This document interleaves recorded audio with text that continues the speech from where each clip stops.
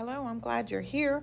In this video, we'll determine the relationship between these two lines that are represented by the equations 3x plus 4y equals 16 and 3x minus 4y equals 12.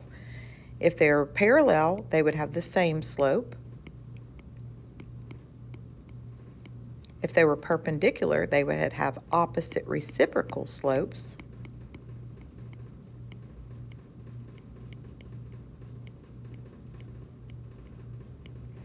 And if they're the same line, they would look like twins. And if they don't have any of that, we're going to pick they cross, but they are not perpendicular. First, we need to make them look like the formula, which is y equals mx plus b, because the 3x is in the wrong spot on both sides. So I'm going to jump in to tell you that the first one, the 4y, is in the right place, and the next one, the 4y, is in the right place. And when you move the 3x to the opposite side of the equal sign, it's going to become a negative 3x. The reason why is you subtract it from both sides. When you subtract it from this side, it cancels out. And then when you subtract it from the right side, it appears. So that's going to happen in both of these. It's going to cancel and appear, okay?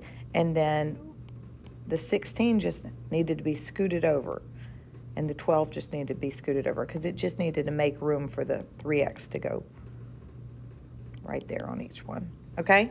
Now we have to divide through by 4, and we're dividing through by negative 4. I'm just doing them both like this so maybe you can see what's going on.